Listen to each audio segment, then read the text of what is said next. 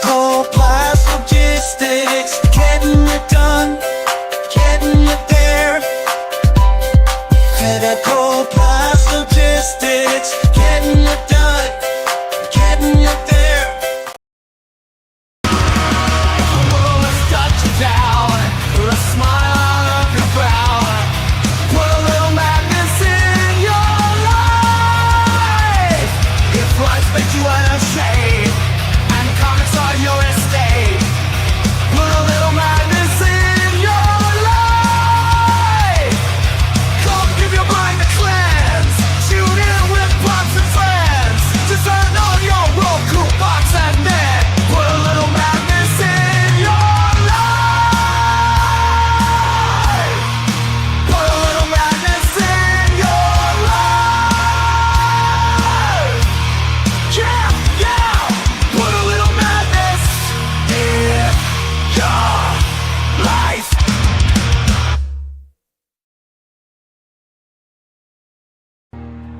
At a cursed crossroads where souls collide, see the prince of darkness, see the prince of lies, while the world lies sleeping and the moon's aglow.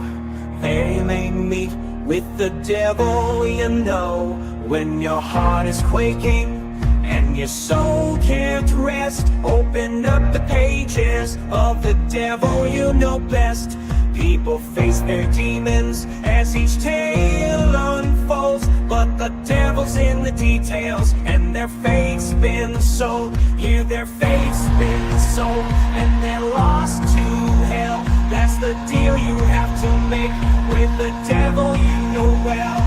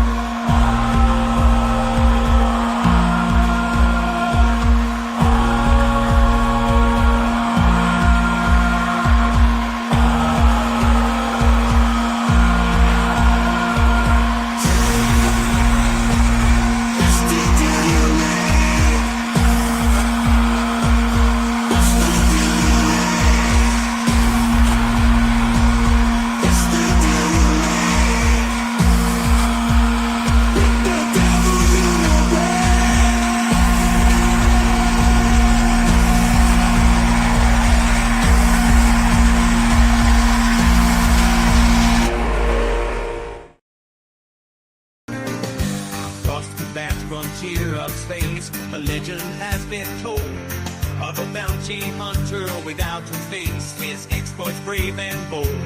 But the years took a toll on this hero's soul, and he lost his inner fire. Now he's up to his neck in the battle for Keck, and he's thinking he ought to retire. He's an intergalactic ninja. You thought he was gone, now ninja. With Cyber Angel Mira X,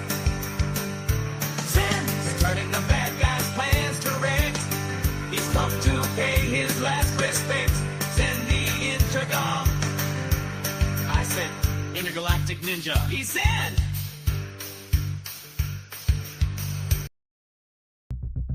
it's a Critical Blast podcast. That's me. With our special guests, Steve Stearns and Bill Mouse. Come on, Bill. There you are. There you are. Welcome, Steve, Bill. Hey, how you doing, RJ? I was so impressed. Where'd that music come from? That included Magic. Magic. It was magic. It was magic. I got to get a copy of that, man.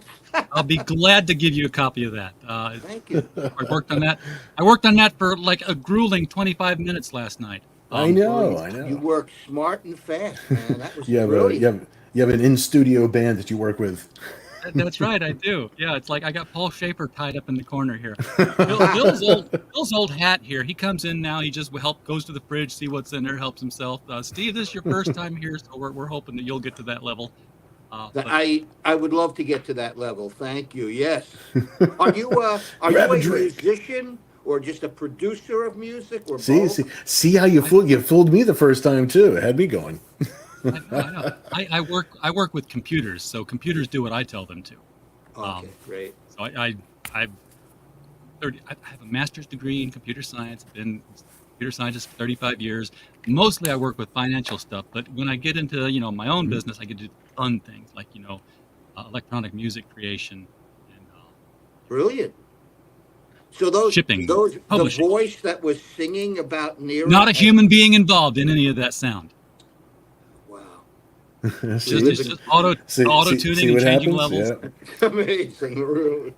Now I can't use any AI when it comes to comics, but making a little theme song for the beginning of the show, I think that's all right. And I thumbnails for do not videos. write with AI either. That's certainly not putting any bands out of business. Yeah, it's not. For a AI jingle, cannot write. Yeah, it's a horrible writer. I mean, it's improving Today. Upfront admission: my day job is generative AI for a bank. So It is. Oh wow, that's crazy. Wow. and it's all it's so that people can ask English questions and get conversational response. Right.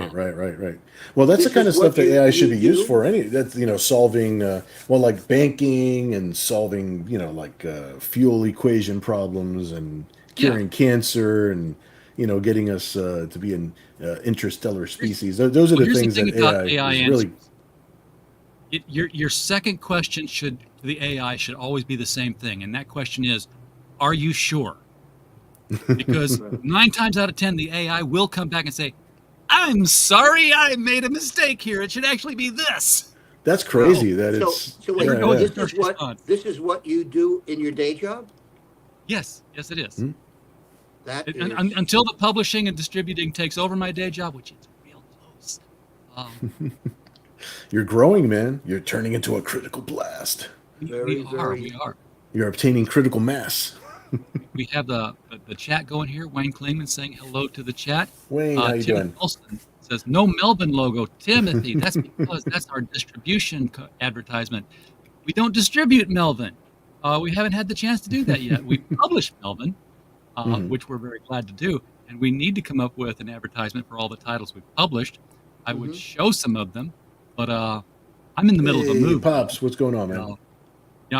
I've been in this room, this tiny cube for 3 years. And Pops actually creeped in here for a second. That's not accidentally. He just shows up. But the duplex next door came open at the right time. I'm moving everything over there. Are you on the east coast, RJ? I am in northwest Arkansas, up in the Ozark Mountains. Gotcha. Wow. It's got to be beautiful there, huh? It is. Oh, I mean, the sunsets here, the mountains. I have deer come through my yard daily. In So fact, wait a minute. You have deer coming through your yard, and you work at a place, or maybe it's virtually, that deals with AI. It sounds like deer and AI. They seem very antithetical. So the deer don't seem to care. okay. But yeah, I mean, there's a lot of tech here in Northwest Arkansas. It's Walmart country, for crying out loud. This is where everybody has a base here because they have to be within driving distance of Walmart in case Walmart says, "Hey, get over here." Right. I do work mostly from home. Well, that's actually one of the parameters that I set for myself, because we don't know, like Kat and I, my daughter Kat, and her boyfriend, and we think to ourselves, it's like, what if we move somewhere from Virginia Beach? What are the parameters that we would set for ourselves if we were going to move our studio somewhere, where maybe it's a little less expensive to live, because taxes. Virginia Beach is kind of a part of a Commonwealth thing, so. We want to go somewhere where it's, the scenery is a little bit, it's very flat out here. So you really don't have necessarily scenery. There's lakes and there's lots of trees and things like that, lots of green. But not There's a lot of giant 100-mile lake that I can walk to and do on a daily basis from here. I don't know. I'll look on the map and see where you are, because we're thinking like over the next decade or so. It's like, hey, if something happens or this and that, whatever. Like if we do move somewhere, like, what are the areas that we would like to go to? Somewhere quiet and somewhere safe. Eureka Springs is an artist haven. I mean, you drive downtown Eureka Springs and it's just like all the signs are hand painted. Everybody's an artist. I gotta jump in on this one, guys. Where I live, I can hit 2 lakes with a 9-iron. One lake might take me 2 shots to get. There's 3 lakes within walking distance of the house, right? Pops is competing for Bill's neighbor status. I know. No, I There's see a house that. I across see the that. street for sale. You got any hills? Got any mountains? Got any scenery for me to look at? Got Actually any, live on a hill. Yeah, where I live couldn't be any more different from all you guys. I'm in Beverly Hills. So, yeah. California is it's the like- place you ought to be. San Diego and LA I'm very familiar with. So it's I lived actually 10 or 12 years out in San Diego. I miss it terribly. I mean the atmosphere, the energy that's out in San Diego, because like you meet so many people that are like-minded, and everybody wants to be a musician, an artist, an actor. Everybody's got like that same kind of creative thing where everybody's trying to get something going, and I really miss that. It's and it you can't beat 70 degrees year round either. I was gonna say the most boring job in San Diego has got to be weatherman. Yeah. and over to Bob for the weather. It's 82 degrees today. It's But going to be 82 we've had a tomorrow. lot of It's gonna be rain. low of 82 tonight. Oh, it's We've been had a lot different of this rain past out year, here. right? Yeah. Oh, yeah. In fact, there was torrential flooding in San Diego. There was, Yeah. there was. My Global warming. I don't know Yeah. what is it. What's happening? Oh, it was very surprising. It's there was actually a situation with our family.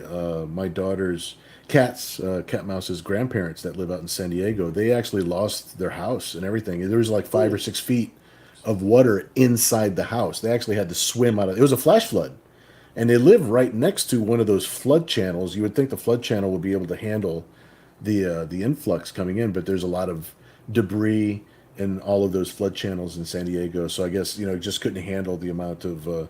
And when it rains in San Diego, it's already like an act of God, because it hardly ever rains, right? If it's raining in San Diego, you just expect it to be a sprinkle and it goes away in a couple minutes. You're not really getting real rain. Something So, serious. Yeah. I'm presuming they didn't have flood insurance. No, nobody does. Yeah, nobody, especially in that area, and it's just south of downtown San Diego. It's just the neighborhoods and sections right down there, and that whole You'll get Spanish area. Inquisition insurance before you get flood insurance, and nobody expects the Spanish Inquisition. Yeah, and they don't.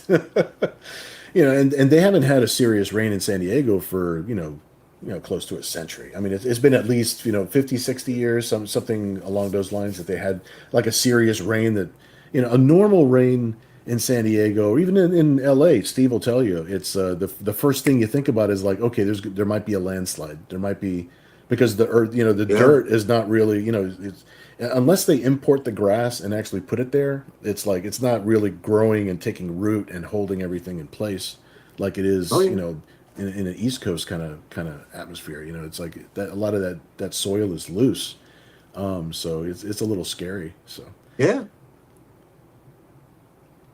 Weatherman Bill over here. Weatherman Bill. I'm putting So the link to the RJ, thank you campaign. for inviting us to your show. We're really pleased to be here. Yeah, I'm really glad you took me appreciate up on it. We are here to talk about this thing here, and if you didn't notice it in the chat till now, it's also linked right below the video. Steve, we could technically mention the thing that we're going to talk about after the show, even though we don't have like the actual. I think the details have been worked out, right? What are you referring to? The retailers. Oh yeah.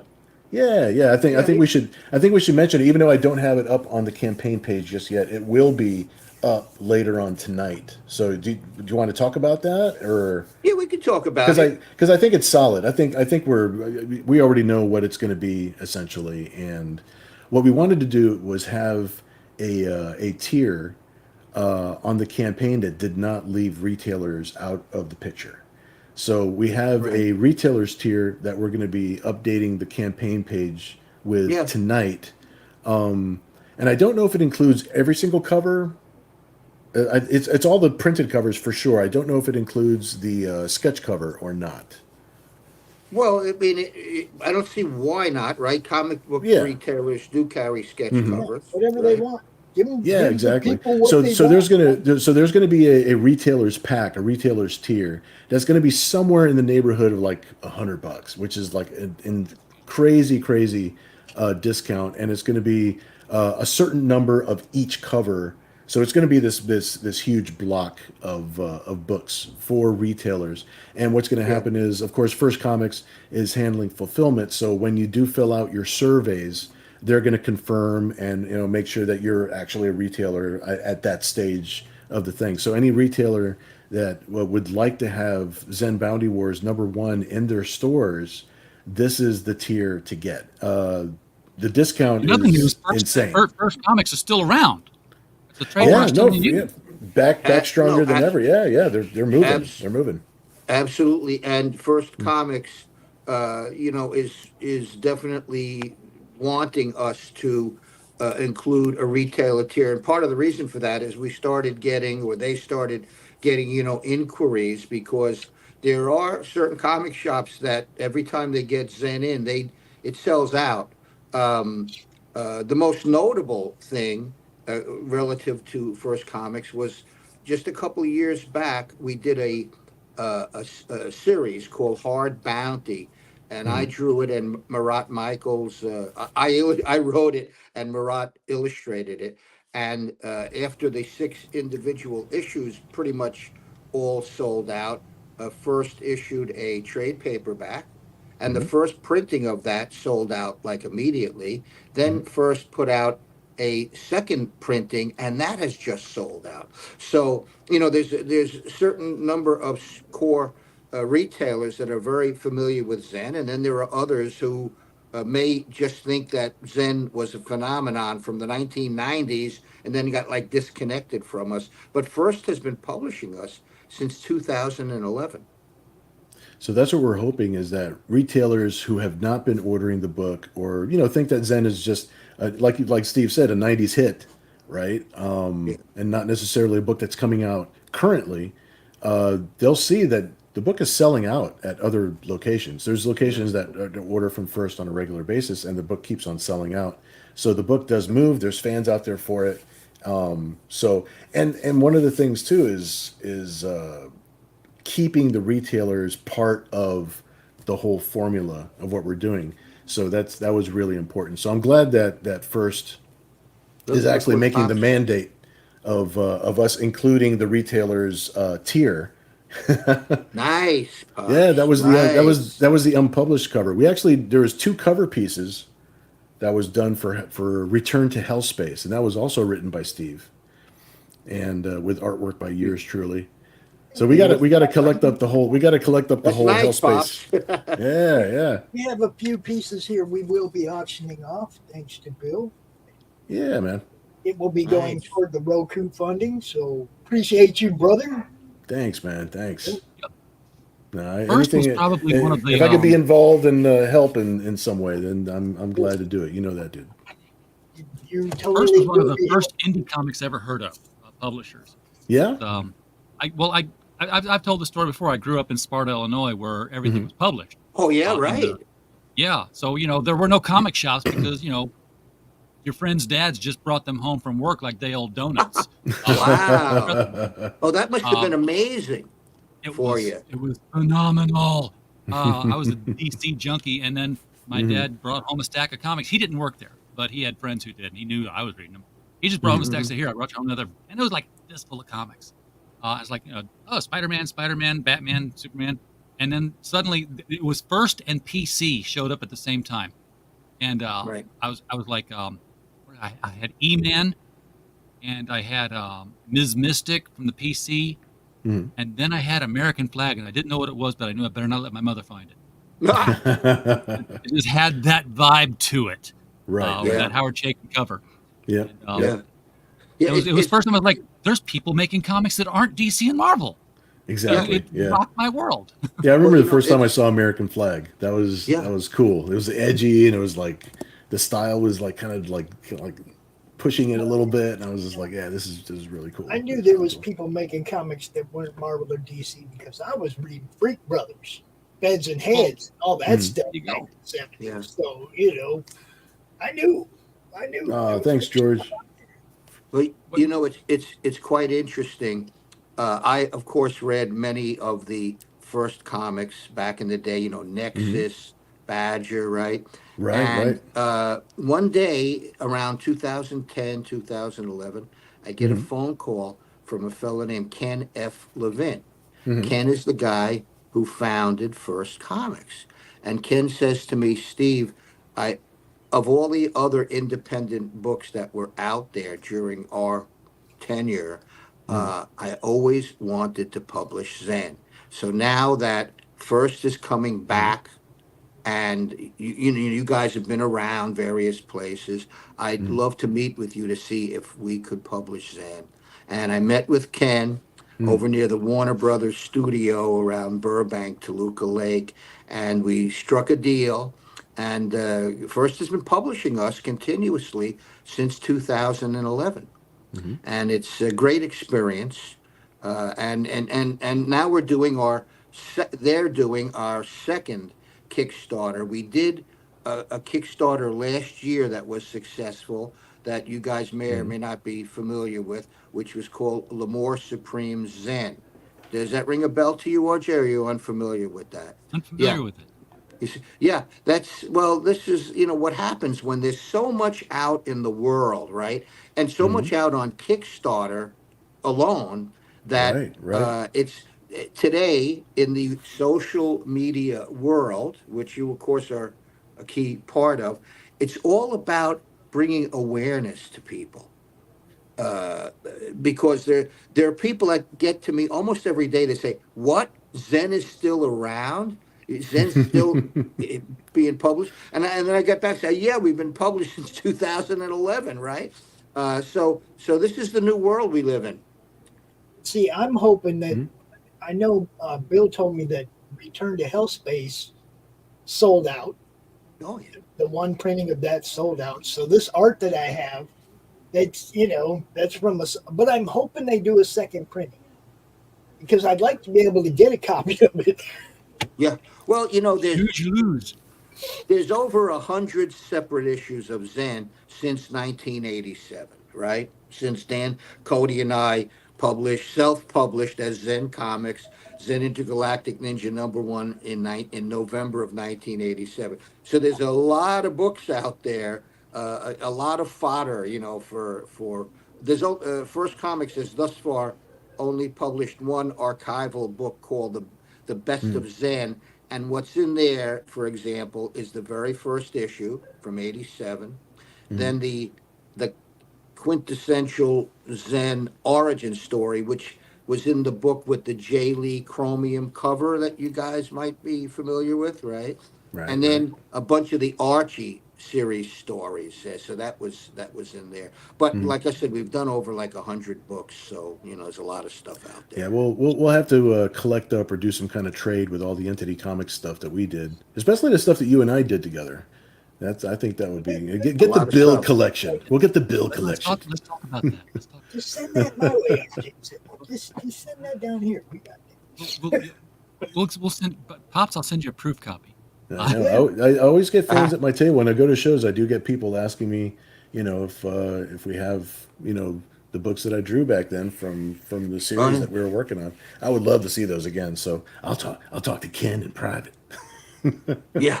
And that was the first thing I asked you is like, can I get the book that these art pieces are from? These pages? Yeah, Can I still get it? the original, the first Hellspace book, I literally only have one copy of that book. Yeah, and I in may a have box. 2 or 3 at most. Right. Yeah, exactly. And I think the Return to Hellspace, I may have like 3 copies, maybe 4 at the most. Just so it's like the very last one. So if we could, well, keep on asking First Comics about it. We'll see if. I'm so late to the game, but it's like when you have art to sell, you want to be able to tell people this is where it's from. You want to be able to show people this is the Yep. book this art's in. Yeah. You know what I Like, mean? It's side by like side. yeah, for Yeah. me it's like for the promotional value of it. Sure, this sure. is where this art came from. You can see it right here, page 8. Well, like a number of pieces of Bill's original art have sold at Heritage Art, Heritage Auctions, which is the preeminent auctioneer in the U.S. And his pages have sold for like upwards of $600. Bill's stuff, so it's going up in value. Happily. Yeah.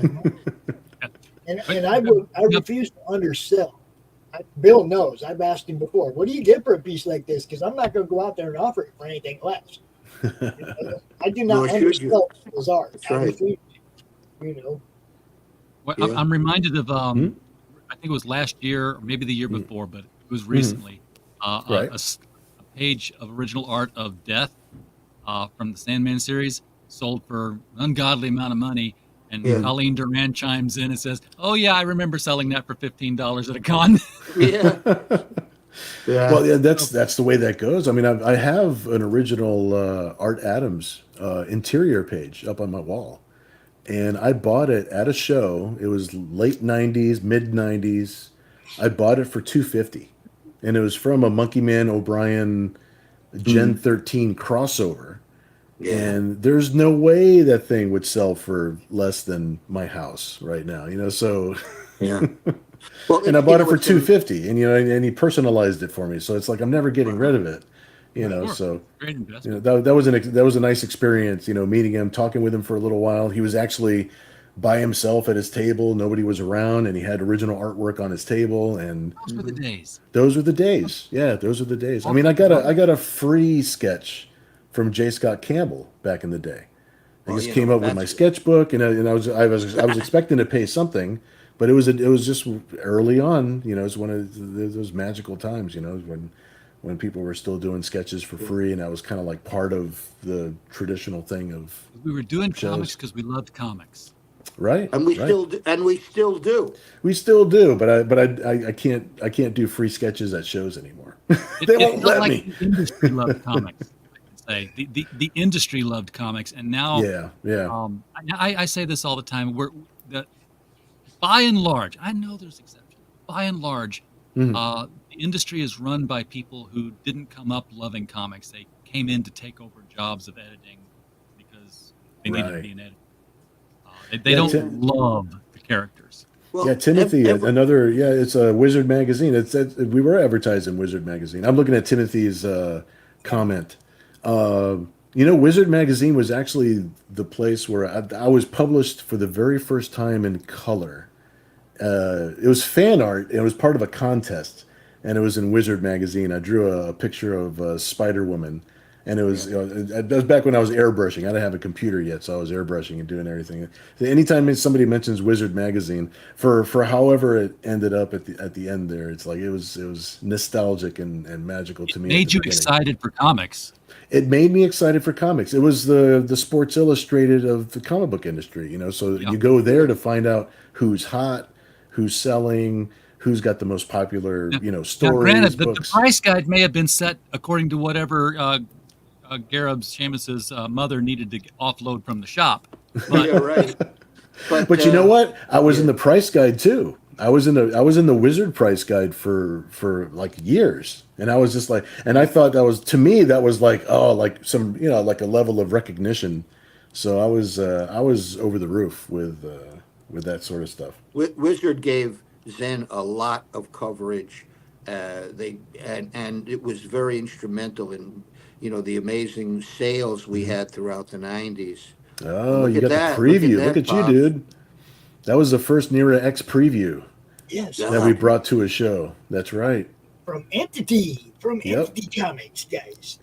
Right, Into yeah. comics. That's who published Zen. Yeah, that's right. Yep. Don Chin. Don Chin. Don Chin It's was our funny publisher. because- That's right. We were going. I do a show called The Show Offs on Sundays where we just go. Me and Dave go through our collections and show stuff off. Sure. A couple weeks ago, I was like, okay, I'm going to pull out all the ash cans, show off all Uh-huh. the ash cans. Had no idea this was in there. Look at that. Look at this stuff right here. Wow. The very, very first. Yep. Now look, Yeah. Dude. somebody Yeah. offers back the when right comic price babes on were one of real them comic pieces- babes. if somebody offers the right price on one of them pieces of art, they just might find something like this up in there with it. I'm just saying. Yeah. I'm a Nice. give and do, right? Okay. I don't remember exactly where this came from because we just Oh, did a lot of stuff. and it's- I'm not sure that those went out to shops. I know that we had them at San Diego Comic Con, and I'm sure that we took them because we were actually doing a lot of shows. We had quite the list of shows. We were on tour So we did a lot of shows. So comic book conventions were definitely the main place that Oh yeah. those were around. Now, Tonic Mole is in the house, and if you guys have not seen Saving the World from Tonic Mole, please check it out. This is indie Oh, comics at its finest. Uh, and Tonic's got a absolutely. style where his characters, the Mm. females, Yeah. they're babes, but they're not Yeah. Liefeld leggy babes. They're more earthy. Uh, I Oh, I'll check it out for sure. it's a Absolutely. really fun book, and it's really Oh, sexy, and it screams indie from all corners. So cool, cool. definitely check out Tonic Mole Saving the World. I wanted to show Absolutely. one more in honor of the eclipse. Look at this. Wow, look at that. Eclipse Wolfman Comics. and Totally. Sankovitz. Look at that. Well, it's a nice full circle for me because my first comics gig ever, like as far as like a real comic book gig, my first paying gig was for Eclipse Comics. Really? Sweet. Yeah, and Don Chin happened to be the writer of the story. That's how I met him. There And you go. it was for a book called X Farce, where we're doing a parody of X I have Force at the that book. time. That's it. I That have was You our get that the book. real, you get the that was original, you get the reprint. I got the one that he did crowdfunder for a couple years ago. Yeah, I got the coffee gotcha. mug. There you go. Oh, And so and the lunchbox? Did you get the lunchbox? But you see, get the re- Lunchbox. also, it took me back through Parody Press. I went and picked up The Mighty Thor, which is Okay. Thor as a golfer, right? Right, Mhm. right. Journey into Mystery parody. Mhm. Man, Don had so much good stuff back then. You guys were killing it. We were I'm doing a just lot, Yeah. and I was drawing probably 60% of it. Yeah, at least 50% of it. good. Not to pat myself on the back. I was kind of killing myself back then. I was just happy that I was drawing. I was happy that I was drawing comics at all. You know, as I was happy that I was Yeah. in the industry at all. At that, you know, it's Yeah. actually I still am. You know, so that's still the way I feel about it. Still a little kid about it. Dude, I loved it all, man. But it's funny because, like I said, I go through these ash cans and I find all this old stuff. I found a piece of construction paper that's a promo for the independent film Bloodshot. Oh my God. Yeah, You know that just a piece of artwork, promo. the piece of art that you have up right now. That's the Thad Rhodes cover. Yes. Yeah. He does a lot of digital painting and digital art on top of his pencil art. So I always have to point this. Well, I don't always have to point it out, but I have to point it out now because everybody talks about AI art. So I have to actually point out the fact that he spent about 2 weeks putting this together, and it's still not finished.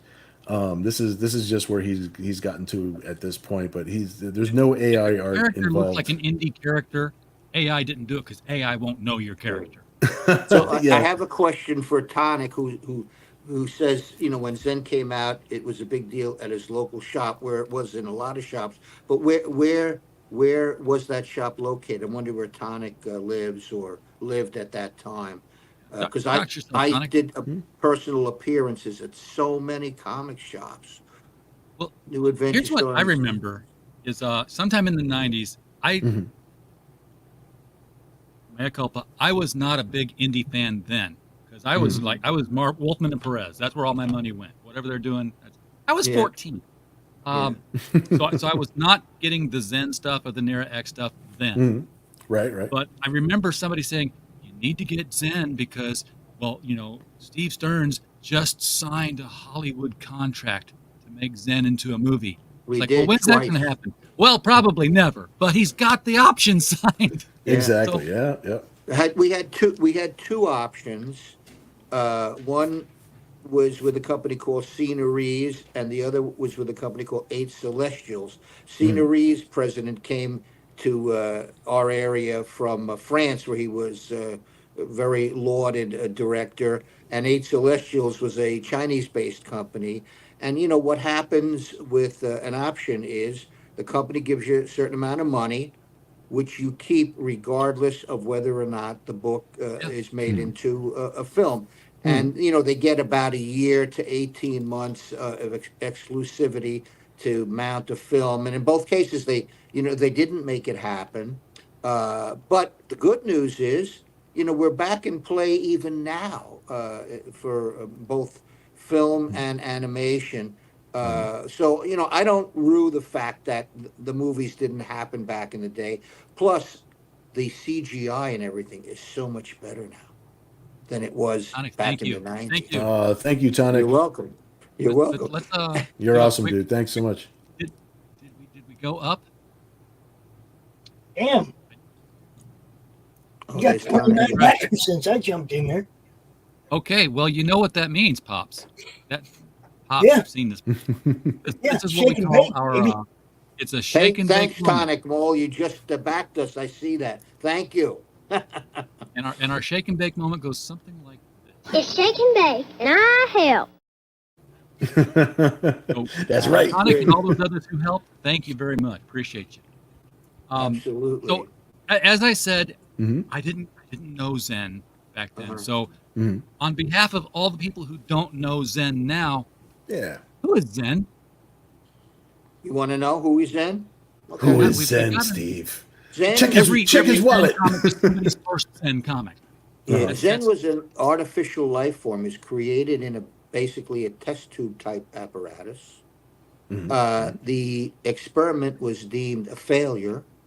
However, as Tesla, that was her name, Tesla, a kindly female scientist who was part of the project, she realized that the little creature was alive. She was told to dispose of him, but instead she put him in a pod, like a waste pod, and ejected him out into space. As fate would have it, the pod drifted into the gravitational pull of the mystical planet Om, where it landed gently in a reed pond. And Zen was brought up by the mystic masters of Om, specifically Master Sattva, who to this day communes with him across the ether and is like his mentor, right?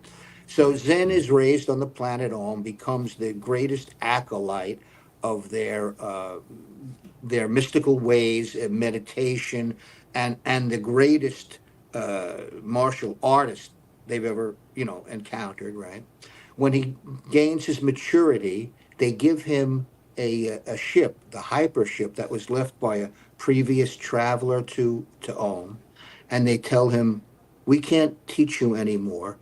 Go back out from whence you came and find your destiny."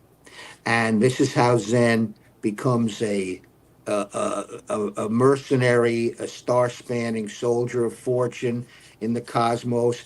And for quite a number of years now, he's specifically been a bounty hunter because I love the bounty hunting genre. So Zen's a bounty hunter in outer space who was originally created in a test tube. Okay, I got it. Look, Maury's audience wants to know. I got to ask the hard question, Steve. Yeah, Who's his daddy? who's the daddy? Who is his daddy? He was a scientist, an unnamed scientist. Oh, no. But it's cool though because the point is Zen could be literally To anybody. explore this, You know? right? We're Yeah, gonna no, have to explore. Zen where we're represents in everybody. origin. Everybody's looking for their spot in the I, universe. I Everybody's love looking the for their fact that purpose. he was raised in an environment and a training and a way of life of utter peace. Go find yourself, my son. I will do that by taking down bad guys. There As you a bounty hunter. go. Yeah. Because sometimes that's what you got to do. Well, I can't have any peace until I punish these people. exactly. Well, Like, speaking of that, the reason he's named Zen is Hmm. at the time I created the book, I Hmm. was very much an adherent of the philosophy, not the religion of Zen Buddhism. Okay, Hmm. because to me, to this day, it's a very earth-based, very pragmatic uh, kind of philosophy, right? And it always cuts to the chase, and there's not a lot of crazy stuff. It's very earthbound and sensible, common sensible. And I wanted to embody the tenets of Zen in my character, and I believe I kind of succeeded because Hmm. most people, the first time they read a Zen book or even see him, they say that guy is so cool, right? Because your Zen adherents and your Buddhist monks are just so cool. And But that's part of the challenge, though, right? Right in the middle of all this turmoil, how do you find your peace, and how do you find your moment of zen in yeah. the middle of basically a life that's surrounded by so much violence and turmoil And of and course, I got the danger and connection to the planet. Exactly. Well, exactly. yeah, I mean, this has to be a testament to why Zen is now in his 37th year. You know the expression, that's very Zen. I mean, he's just part of the zeitgeist, and he's Hmm. not going away. And it's clear to me now he's going to well outlive me, and probably anybody else who's working on him and who has been worked on him, because he's just a character who has a unique quality to him. And it's like a blessing to me that this happened, because Oh yeah. I wouldn't be talking to you here now if there was not something special about this character that has appealed to people over the decades. I Well, if don't there know what wasn't. it is Hmm. about what I'm getting from Zen, Hmm. um, that I like, but for some reason I'm thinking I wish I could get Rob Schraub on the phone right now and work out a Zen Scud crossover, with Aha, Zen the bounty yeah. hunter and Scud the disposable assassin. It's like I feel like there's a zeitgeist there that would work well, that would mesh. Actually, that has been proposed to us in the past. Yeah, yeah. Okay, well You're that's why I'm you're thinking of spot it. on. You're spot on. And it may well happen. In fact, there's quite a few people who have come to us, saying, "Can we do a crossover?" And as far as I'm concerned, the sky's the limit. Anything is possible with Zen. Anything. Because I think he kind of fits anywhere. Now, Yeah. Bill, the Yes. Nira X Uh lives huh. in her own universe, but she's been multiversal before. Where is Nira X in Bounty Wars here? She does live in her own pocket universe where other cyber angels, and she has like an entirely separate set of adventures that she goes off on, where she exists, her timeline, her continuity. But like you said, she is a multi-dimensional traveling kind of person. She's somebody who's against 100% time travel because it's just so messy, and that's what Hmm. destroyed her timeline in the first place. So she doesn't support, or she's completely against. It's just a dangerous thing to mess around with time and continuity. But she does bounce around between different people's realities. So she does bounce into Zen's reality, and she does spend time in the reality that he lives in, and she does spend time there as a mercenary, as a bounty hunter. She's an adventurer. She's out there looking for trouble, looking for danger, looking for excitement, and like everybody else, looking for her place, looking for where she belongs. But she enjoys the journey so much. So she does get dragged back into her own adventures, into her own stories in her books. But in the meantime, she's also traveling the galaxy herself, looking for whatever it is she wants to find. So She makes somebody she's fine in it for pirate. she's in it for a slice of pizza and a good time. She So she Yeah. makes him, she makes somebody fine pirate. Just she does make a good Hmm. pirate. She makes a good pirate. Yeah. So, so when did because this is they've met. This is not their first rodeo together. Her first appearance Oh, was in Zen number in zero. Zen. It was the very first issue of Zen that we published under Entity Comics was Zen number zero, and at the very end of that issue, we needed to have a mercenary character to help Zen with the adventure that he was in the middle of, with handling the danger that he was in the middle of for that miniseries. And she was the character that came in. I didn't expect that everybody would react to her or want more of her as a character in order to like spin her off into her own book. I really created her to be a backup character for that Zen story. That's how she came to be. That was But the her purpose of it. hips were thrown out and her chest was colorful, and She throws surprisingly, it. people wanted more of that. She's here for adventure and fun, so who doesn't love that? Exactly. So there's a heroine Berg. Hey Steve, this is on One First Comics. I just met Ken Levin at Comics One Pro. Cool older guy with his little dog. Yeah, that's Kowalski, the Chihuahua. I told him I had a letter printed in Whisper number 7 and gave him our comics. Nice gentleman. Yeah, that's Ken. He's Very cool. Very Ken cool. Levin. I might as well take this opportunity to tell you. Ken is not only the founder and president of First Comics, but among other things, he's also an executive producer of The Boys on Amazon Prime. Yep. Yep. Ken is one of the key movers and shakers who helped the world of graphic novels and comics become film. And let me give you a couple of examples. You've heard of Hellboy, I'm sure. Uh, Rings Ken a bell. Ken represents or represented, I'm not sure if he still does, I think he still does, Mike Mignola, who also did a cover for Zen, by the way. And Ken made the deal or effectuated the deal that led to what's now been 3 Hellboy movies. I'll tell you another one a lot of people are unfamiliar with. Remember the film Road to Perdition? Yes. With all Didn't the know it was coming. A-list actors, with Paul Newman and Jude Law and Tom Hanks. A lot of people are unfamiliar with the fact that Road to Perdition started its life as a black and white graphic novel written by Max Allan Collins, who also is represented by Ken. And Ken eventually brought that to the likes of Steven Spielberg, and that's how that happened. So Ken's an awesome dude, absolutely, and couldn't have a better publisher or someone to take Zen once again into the wilds of Hollywood to see what's going to Right. happen. Yeah, if Zen's gonna make it to Hollywood, Ken seems to be the guy who can make it happen here. He's the guy. He's the guy. So we're just it's amazing to me because think about this. I'm in the state of Maine in 1987, running my advertising agency. My wife and I had moved to Maine, right?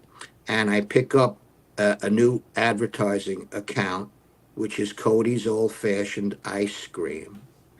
And that was a real significant ice cream because none other than Yankee Magazine, which is the arbiter of all things cool in New England, they called Cody's Old Fashioned Ice Cream, quote unquote, the best damned ice cream in New England. So that's saying something, right? So I go there, I meet the president, the owner of Cody's Old Fashioned Ice Cream, which is Nancy Cody, and I see these fabulous pen and ink drawings festooned around her office. And I say, Nancy, who did those? They're really cool. And she says, my son Dan did them.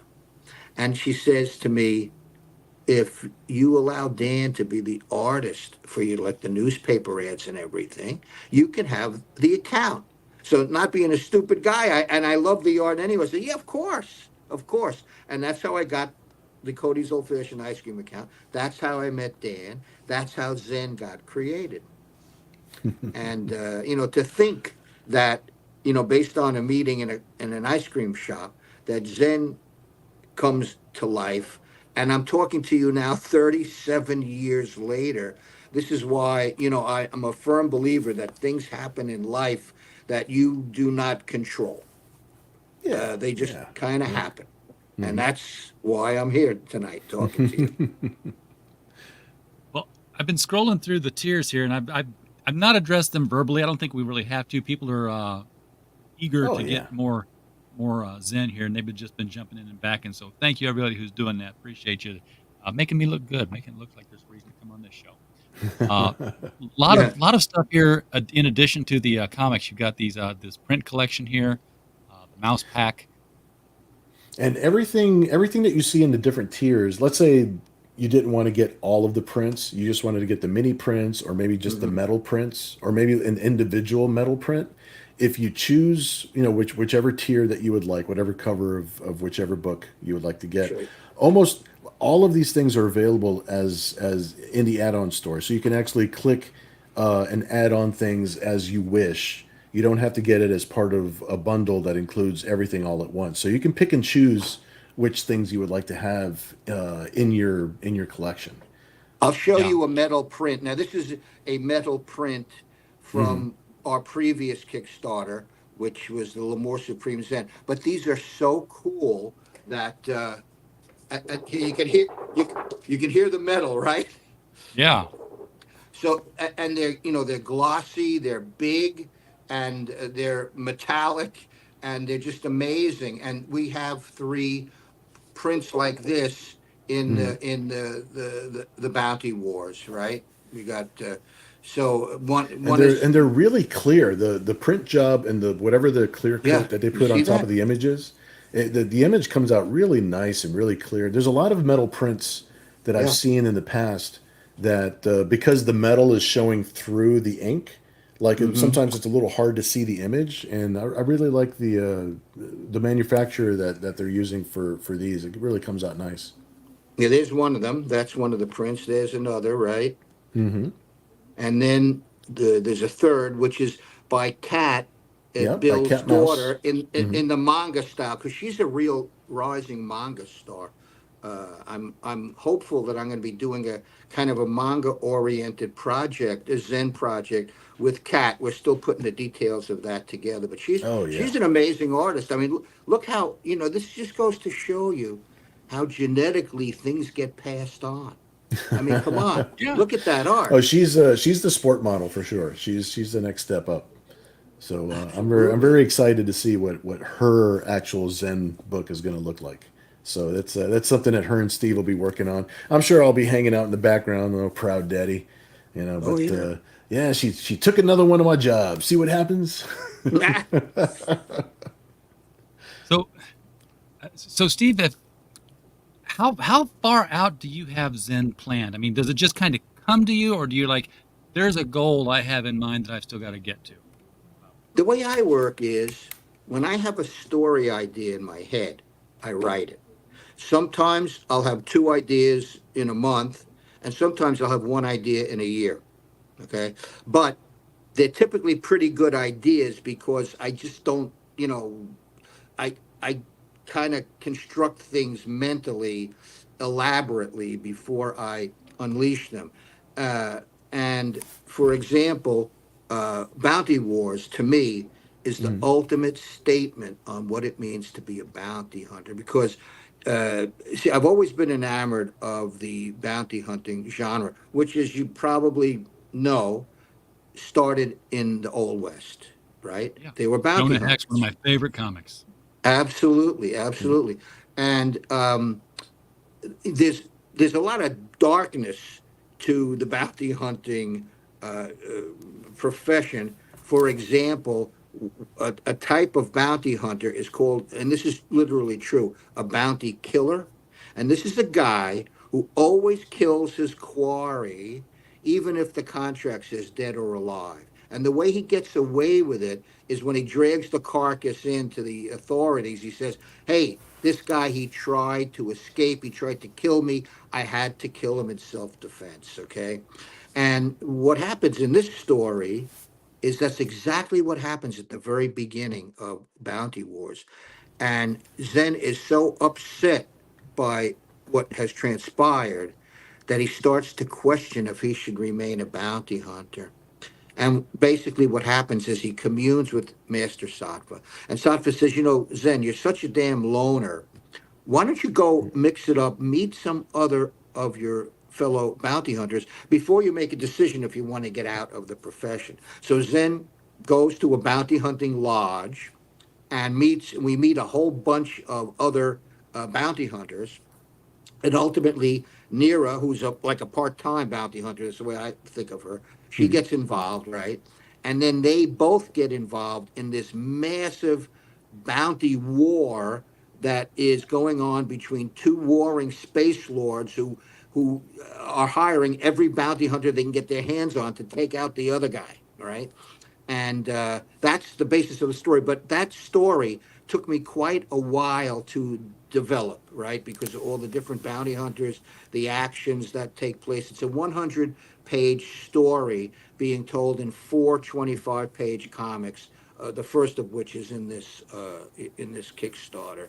So Hmm. yeah, so that's kind of a roundabout way of explaining, how I develop stuff. And I am writing. Mm. I'm halfway through writing a manga-oriented Zen story, which is the one I'm hoping to work on with Kat. If I can get her to do it, and and the stars align, because I'd love to do that with her.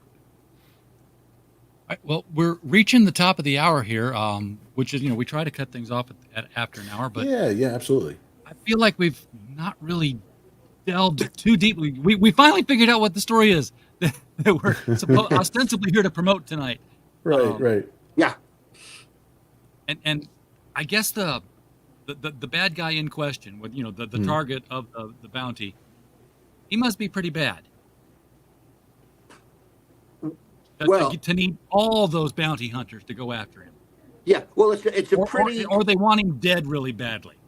Yeah, it's a pretty complex story, and at this stage when I write a story, it's not just entertainment, okay, and laughs. There's got to be some essence to it, and I think this story really has it. So people who have read Zen are going to love it because they already love Zen, and I hope we get a lot of new people enlisted in the Zen army, so to speak. So everybody in the chat, if you have not yet already, the link to Zen Bounty Wars is right below the video here. If you're watching it on a replay, it's not going to change. Get out there and back it. We are at currently, if I scroll all the way back up here, my mouth is biting me. We're at 129 backers right now, which is where we were a few minutes ago. You just launched today, didn't you? No. We have half a month left. We have a half. We'll be up until the 21st. Right. So 10 p.m. On the 21st is when the campaign is going to close out. But what I'd like to remind everybody of before we split is to make sure that anybody who's a retailer or knows a retailer can let them know. Tomorrow, when you guys get up and around and start your day, we'll have a new tier up on the Kickstarter that is especially just for retailers, and it's a really deep cut discount in order to get it. I think it's going to be it's $100 tier, I believe. Probably, But I believe it's it's multiple copies of each of every single cover that's part of the campaign is Right. what they'll be receiving. So that way the retailers can put those on their shelves and be a part of it and not be left out of it. That's part of the mandate that I'm very happy that First Comics has that mandate that starting with this Kickstarter and moving forward with all of our Kickstarters, we're going to make sure that there is a retailer centric tier that is just for Been them. telling people that for 4 years. It's important. It's important. You can't leave the retailers out. It's No. it's part of our ecosystem, and I want to see comic shops flourish just as much as any other comic book collector. And this is A big part of it is, I know a lot of retailers, and a big part of it is they need to know that you're going to fulfill it in a timely manner. Okay, that's, first and foremost, they don't just throw their money out there hoping they're going to get their books in the next year and a half. That's all obvious. Yep, that's all practical, and you got to be able to do that. We're running There has to be a history of timely fulfillment, but if you have that, then you can sell that to a retailer. It's I've been encouraging people for a long time. Put that retailer tier on there, make it affordable, make it so that they can make a buck. Yeah. Well, that's the whole thing. And then the book is actually it should fulfill before San Diego Comic-Con in July. So the idea is that the retailers will have this first issue and all the different covers of the first issue. They'll have it as a summertime book in their stores. So and we'll be probably launching the next number 2. Kickstarter, Right, exactly. We're around using Comic-Con. So, right. We definitely want to be launching and promoting issue 2 during Comic-Con when we actually have the most amount of eyeballs as possible that we can start pushing. So I think that timing is going to be working out really good for retailers to, first of all, have a book that they could sell, a good summertime fun book that's for everybody. It's good. It's bounty hunting, it's adventure and stuff like that, but it is a general audience book that's meant for the general audience.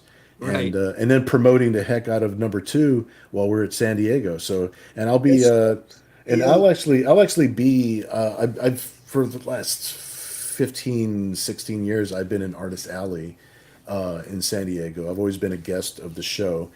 This year, I'm going to be at the First Comics booth and also at the Committed Comics booth. I'll be bouncing back and forth between those two areas, Cool. helping promote, helping push the book, and maybe sitting down and signing some things and doing some sketches Absolutely. and stuff like that. So One of that's the things we were talking about recently was QR codes, right? But Lori took it to the next level. You know, Lori, she always takes everything to the next level. Temporary tattoo on your forehead of a QR code to go right to your to go right to your campaign page, right? And you just put that QR code right there on your forehead. You know what I mean? People just Sure. walk up, Brilliant idea. I'm messing with you, but you know, QR code is kind of a thing now.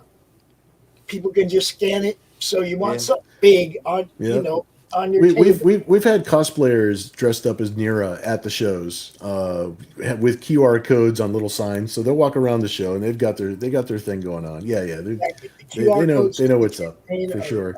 Wonderful. There's so many ways to drive traffic to what you do now. You see what I'm saying? It's like take advantage of all of that. Some of these people scanning with their phone is all they know. Right. Give them what they want. Give them what they know. I'll get them inside their phones. Don't you worry about You're it. going to look at me with your phone. Your phone's going to tell you how to buy my comic. There you go. So RJ, I know we're running over time, so it's all good. There you go. Thank you. Thanks thanks, much RJ. for having us here. Glad that you both came on. I've been sitting here thinking, I've never talked to Steve Stearns before. Why do I feel like I have? He sounds exactly like Randy Zimmerman from Arrow Comics. And now I'm thinking I've really got to get the two of them on the same show. Just for the hell of it. To talk old comics. He must be a New Yorker. I don't know. Michigan. Michigan. He's here in Michigan, but he's got that voice. You guys sound exactly alike. Really? So now I just got to put you two together so I can say, nope, there's a little bit more of a timbre here or a little bit higher. Well, I'm game. Just set it up. I'll be there. There you go. Done. Randy will come on. He don't care. There you go. Guys, thank you so much for coming on tonight. It's been a pleasure to meet you for the first time and to learn about Zen and to introduce it to the readers we've got here. Yeah, thank you. Bill, Thanks always so a much. pleasure to have you on. Yeah, RJ, absolutely, man. Thanks, man. One final question. Yeah. Final question. Are you doing a countdown party? I have to look at my Are we? calendar because I don't think I have a countdown party scheduled. I've got a couple of things scheduled before, but we don't have a countdown party scheduled for the day. I'm still waiting to hear back from. I'm still waiting to hear back from 3 different people for live streams. So on the 21st, the countdown would end at 10 p.m. So we can talk about that. We can schedule something because nobody else is jumping in. What do I got on the 21st? Let me look at Sunday the 21st. You can take a look. You can let me know. 9 o'clock on Sunday the 21st. It's all yours, buddy. All right, let's do it. Let's do it. Let's do a countdown. Do it. Thank you. I'm gonna write you down right now, Pops. Thanks, dude. We're loving the support from you guys. You know, without it, in today's social media world, you can't succeed. So we truly appreciate it. We can't do it without you. Yeah, it's a whole new world, man. We live in the digital world. I'm honored to be involved in what you guys do. Okay. Thanks, Pop. But this Thanks, right dude. here, We've been readers for years, and now we're actually participating in the industry that we love. RJ gets it. Love it. RJ gets Love it. Look, I'm That's not an it. artist. I'm not a writer, but I get to be part of what you guys do, which is something I've loved all my life. Not only that, but Steve, look, you are on that Mike Barron level of people who have given me a lifetime of entertainment. Okay, you've been around a good portion of my comic life. Well, that means everything to us. I mean, why the hell else are we doing this, right? This So is, that's it's it. like I'm giving something back to you guys. You've given me a lifetime of entertainment. Thank you. I'm Thank you giving so something much. back, you see. Well, made my day talking to you guys. Thanks again. That's awesome. Awesome. Everybody in the chat, thank you guys so much for being here to watch the show. We Thanks, don't have a everybody. show without you. I'm just a podcast falling in the woods otherwise. So glad that you came. And as always, while you were here, we just hope you had a blast. Good night, everybody. Good night.